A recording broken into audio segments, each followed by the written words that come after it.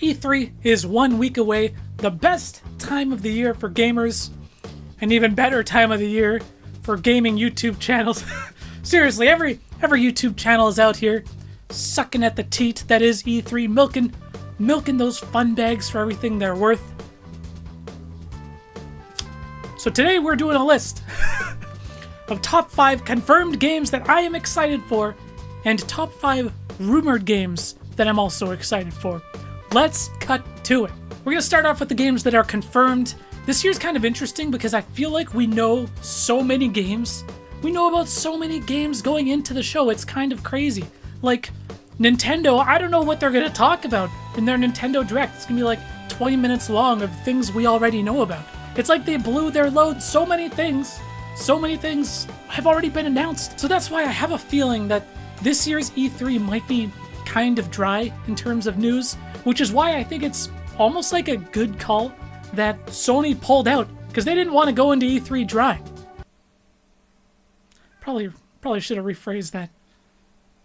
No, it's fine. So let's get into it in no particular order. I'm actually very excited for Gears of War 5. And I've never talked about Gears of War on this channel, like, ever. I've like barely talked about anything Xbox on this channel before. And so it might come as a bit of a surprise, but I played Gears of War pretty much every single game except Judgment. Don't think I missed anything there. But Gears of War 4 was really like a breath of fresh air that series needed. I actually really liked Gears of War 4, and I didn't even play any of the online stuff. I really liked it just for like the single player campaign. I thought it was awesome. So I'm pretty interested to see how Gears of War 5 is shaping up. On the complete opposite end of the spectrum, I am a huge Animal Crossing fan. Animal Crossing New Leaf came out like 6 years ago. It has been so long since Nintendo has put out like a true Animal Crossing sequel. I've been playing Animal Crossing ever since like the GameCube iteration first came out back in 2002, and I've played every one since. I'm like a huge fan of the series. I know I've said it before, and I'll say it again.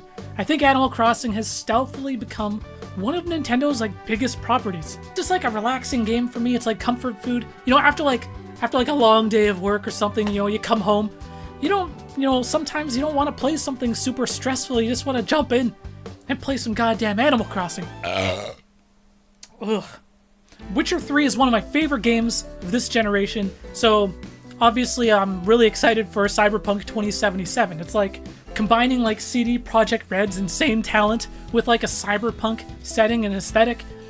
It's just like a match made in heaven. It's gonna be amazing. Everything I've seen so far looks really good. Some people are kind of upset that it's first person, and you know, the gameplay reveal that they showed last year of the 45-minute kind of demo that they did. Some people were a little underwhelmed by that, but that's just like barely scratching the surface. This game is going to be huge. It's going to be a big cyberpunk open world. We've never really gotten anything quite like that before. And the guys at CD Projekt Red were saying that this E3 is arguably one of the most important that their studio has ever had. So I think they're going to show something big. I think they're really going to pull back the curtain and reveal a lot of what the game has to offer. I'm really looking forward to it. Next, Final Fantasy VII Remake. You know, forget all these new games. Forget all that shit. Do what I want to play? Stuff that I've already played before, but just presented differently. That'll be a recurring theme in some of the other games on my list. But Final Fantasy VII Remake, you know, this has been a long time coming, and they just showed that new trailer in PlayStation's recent State of Play, and it's shaping up really well. I'm actually really looking forward to this. Square is going to have a huge conference. I think a lot of it's going to be focusing on Final Fantasy VII and probably the Avengers game.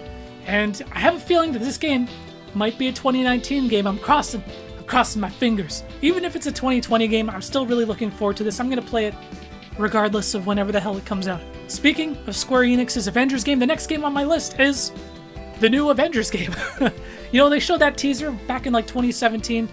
Been radio silence ever since, and I'm actually really curious. There's a lot of really talented studios that are involved. I think it's, you know, Crystal Dynamics and Eidos Montreal, and those are the guys who worked on the Tomb Raider series, and those games were real good. And Avengers just made a shitload of money, so, you know, Square Enix, as I said before, they're going to want to cash in on that Avengers property. It's a big one. They have released some details on this game, that there is going to be a little bit of multiplayer. I think there's a multiplayer component, but it's not like a Destiny or a games as a service, and that the focus is going to be single player, which is what I'm really hoping for. I'm really curious. I just want to see it. I want to see what the hell this thing is going to look like, what characters are going to be in it. Is it just going to focus on the MCU Avengers? Is it going to bring in some other Avengers? What villains are going to be in this thing? I can't wait to see. Next, let's talk about the rumored games. You know, the games we already know about. That's exciting. But definitely, the more exciting shit is the stuff that's rumored, the stuff that we don't really know about, the things we won't see coming at all. So, there have been some rumblings. There's always leaks, and there's always kind of, things that get out in the lead up to E3, because, it's really hard to keep this shit contained, especially if you got a bunch of people working on like a show floor at an expo hall or something like that. It's really hard to keep that shit under wraps. But so far, as of the recording of this video, no major leaks have happened. There's been no Walmart Canada kind of scenario so far this year. But number one, the rumored game that I am most excited for is Resident Evil 3. Now, Resident Evil 2 Remake just came out back in January. Hasn't been that long, and I was a huge fan of that game. If any of you guys follow this channel, you know I'm a huge Resident Evil fan, and I'll find a reason to whip out my sealed copy of Resident Evil 3 any chance I get.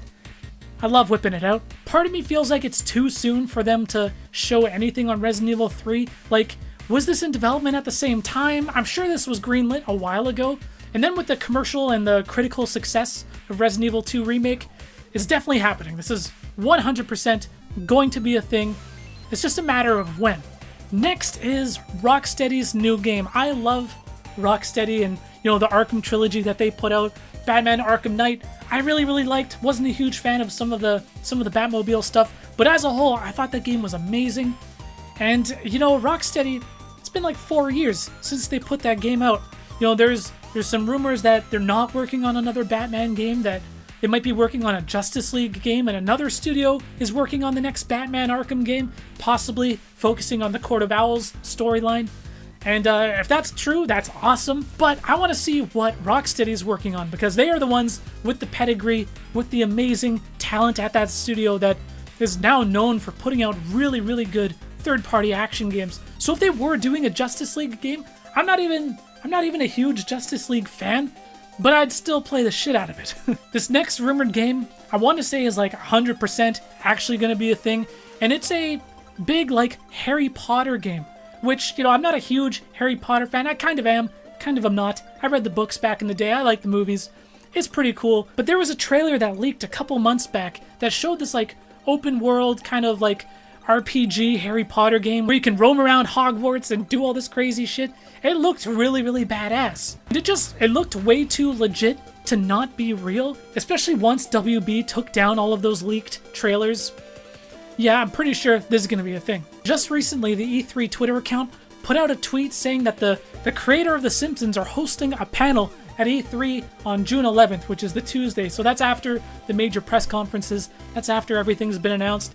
Now, why would The Simpsons creators be hosting a panel at E3 2019 if they weren't coming out with a brand new Simpsons game? Now, there's been a ton of Simpsons games, Simpsons Road Rage and, Simpsons Tap Out, that mobile game. But then there's stuff like Simpsons Hit and Run, which is like one of the best open world like GTA clones of like the PS2 Xbox generation. And if South Park like Stick of Truth kind of proved anything, it's that a game based off of, these cartoon shows, these adult animated shows, it's possible to make a really good game. And I fucking love The Simpsons, 90s Simpsons, some of the best television ever made, hands down. The next rumored game on my list it's another one of those where it's kind of just a matter of time. And that is a new entry in the Fable series. This has been long rumored for quite some time, and the rumor is that Playground Games is working on it, and they're a studio that's recently been acquired by Microsoft. And it's kind of weird because they're not typically known for making these kinds of games. They do racing games. And I think this is supposed to be basically a reboot of the entire series. I actually really liked Fable 1 and Fable 2. Fable 1 was so funny because, if you go back and you look at like Peter Molyneux's interviews and stuff, that guy talks that guy talks. He really talked that game up. He was just talking about how revolutionary this game world would be and how the level of interaction you would have with NPCs in the world is unrivaled in any other game before. Then when you actually play Fable, it's like not like that at all.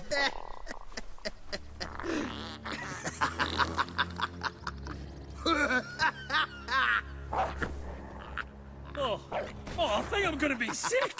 But those were still super fun games to play, especially for the time, and I'm really curious to see what a new Fable game would look like in 2019. Again, this one, in my opinion, it's just a matter of time. Anyways, that is my list of top 5 games I'm most excited for that are confirmed, and my top 5 games that I'm most excited for that are rumored. Let me know what you guys think. Again, it is E3 season, and there are a lot of other games that I am excited for that I just didn't include. There's just so many, like Luigi's Mansion and Pokemon Sword and Shield. There's a lot of stuff to look forward to. Again, let me know what you guys are excited for. I'll be back later this week with a Pokemon Direct reaction, and we'll talk more E3 stuff. Thank you so much for watching. Peace out.